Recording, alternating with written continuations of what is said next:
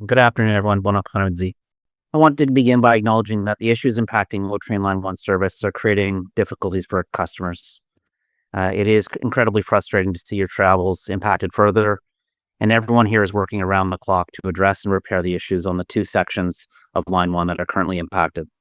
So Brian, our Chief Safety Officer, will provide an update on the actions we're taking to address the damage that occurred at the start of service on Line 1 this morning, which occurred near Tremblay and Blair stations. Our team is communicating and collaborating with Rideau Transit Maintenance throughout the day and night.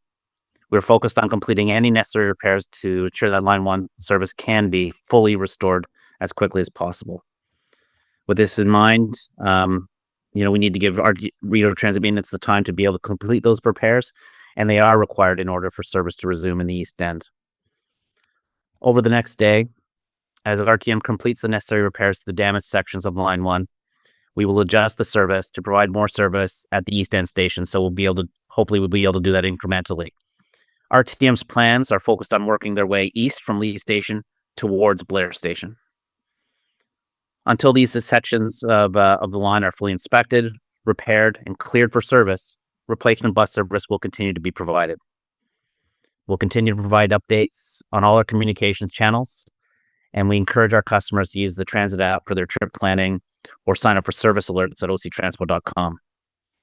Additional updates on the status of repairs on the O-Train service will be shared as they become available. In the meantime, I cannot thank our customers enough for their patience as we work to resolve these issues. I'll now pass the floor to Sabrina, who will provide more details on the work that's currently underway. Thank you. Merci, Troy. I will outline the ongoing work that's being carried out right now by Rideau Transit Maintenance and the impacts this is having to our customers. So last night, Rideau Transit Maintenance, or RTM, completed the removal of the ice from the Overhead Catenary System, or the OCS. Prior to the start of service this morning, trains operated east of uOttawa to confirm that the system was safe and ready for our customers. Shortly after the start of service this morning, Line 1 experienced two separate power issues, one near Tremblay and one near Blair Station. In addition, a short section of the OCS at Blair Station was damaged, and subsequent inspections identified some damage near Tremblay Station as well. Initial indications are that these issues were caused by Wednesday's freezing rain event. This morning, RTM was able to return two trains back to the rail yard that were stuck out on the line, and one train is in the process of being returned to the yard. Once all the vehicles have been cleared, the crews will begin repairs to the damage of the Overhead Catenary System at Blair Station. As Troy said, this work is happening and moving from west to east. After the repairs are completed, the Overhead Catenary System will undergo further inspections and testing to confirm there's no additional corrective actions or work that's required. Once those checks have been finalized and the system is confirmed to be safe, then service on Line 1 will be able to resume. All the efforts are being made to restore Line 1 service safely and as timely and quickly as possible. All of our teams are working around the clock to make this happen.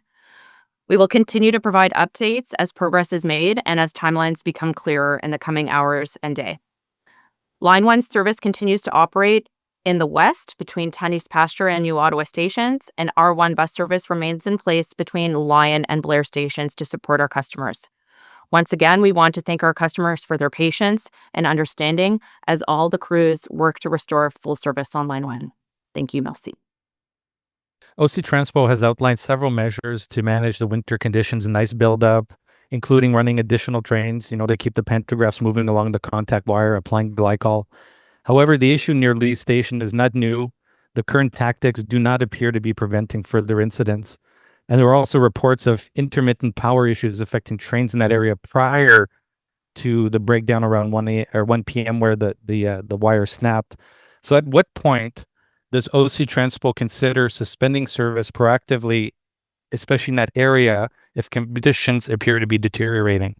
Yes, Shane, thank you for that question. That's obviously one of the things that we need to really investigate and look into is to, our current operating plans. Whenever we have these types of events, we need to do a debrief afterwards and look at where we need to adjust. And that's one of the key things that we need to look at is where we need to adjust. We looked at the weather that was coming, and we felt that, with the frequent train service that was going to be operating, the time it was going to be sufficient to keep any sort of ice forming in that location. We do suspect that it was the accumulation of ice that caused the problem, but we still are, we're still the early stages of doing the investigation. The team has been primarily focused on service resumption. But your point is bang on. We need to look at that, and if we need to make adjustments, not only to how we mitigate it, but how we can, whether or not we continue to operate. That's something we need to consider. Shutting down the service is not something we take lightly. But if it means we avoid these types of situations where we're down for extended periods of time, that's something that we need to consider.